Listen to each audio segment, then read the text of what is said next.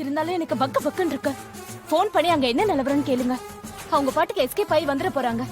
அவங்க வந்துட்டாங்கன்னா எல்லாமே தப்பா போயிரும். ஆமாங்க, மாயா பயப்படுறதும் நியாயமா தான் இருக்கு. எதுக்கும் ஃபோன் பண்ணி கேளுங்க.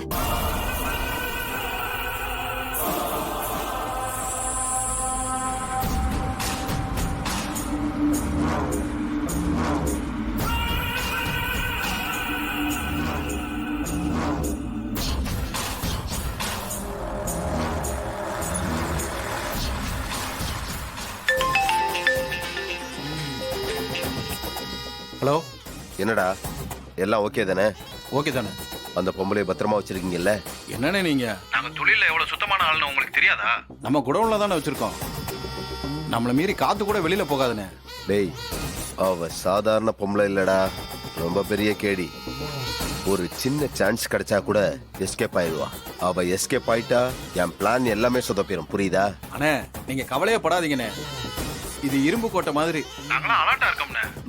இந்த பொம்பளையும் வெளியில போக முடியாது, வெளியில இருந்து எந்த கொம்பனும் உள்ள வர முடியாது. நீங்க சொல்ற வரைக்கும் இந்த பொம்பளைய இங்கே தானே வச்சிருப்போம். நீங்க கவலையே படாதீங்க. ஓகேடா, வெரி குட். வைக்கிறேன்.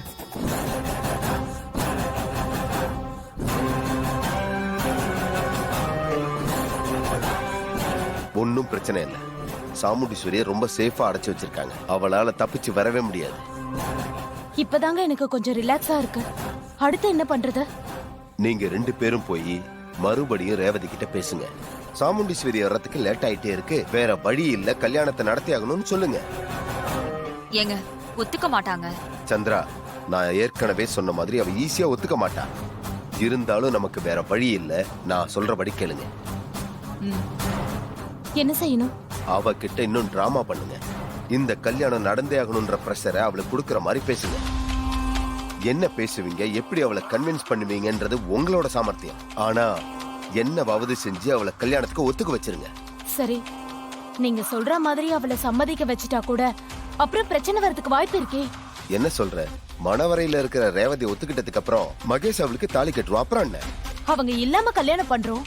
கல்யாணம் முடிஞ்ச பிறகு சாமுண்டீஸ்வரி வந்து பிரச்சனை பண்ணாங்கன்னா என்னையும் மகேஷையும் பத்தின உண்மை அவங்களுக்கு தெரியுமே. இதனால அவங்க பெருசா பிரச்சனை பண்றதுக்கு வாய்ப்பு இருக்குல்ல. அப்படி ஏதாச்சும் வந்தா அதை நான் பாத்துக்கிறேன். நான் எதுக்கு இருக்கேன்? பஞ்சாயத்தை கூட்ட மாட்டேன். பஞ்சாயத்தை கூட்டிடுவீங்க, ஆனா அது நமக்கு சாதகமா இருக்குமா? இருக்கும். நான் ஒரு பிரச்சனை பண்ணுவேன். உனக்கும் மகேஷ்க்கும் இருக்கிற உறவு அவளுக்கு தெரியும். ஆனாலும் உடனே எதுவும் சொல்லாம மணமேடை வரைக்கும் கொண்டு வந்தது சாமுண்டீஸ்வரி தான் அப்படின்ற ஒரு பாயிண்ட வச்சுக்கிட்டு அவளை கிழி கிழின்னு கிழிப்பேன். அப்படியா? ஆமா. ஒரு நல்ல அம்மா என்ன செய்வா? இப்படி ஒரு விஷயம் காதுக்கு வந்த உடனே கல்யாணத்தை நிறுத்திட்டு தானே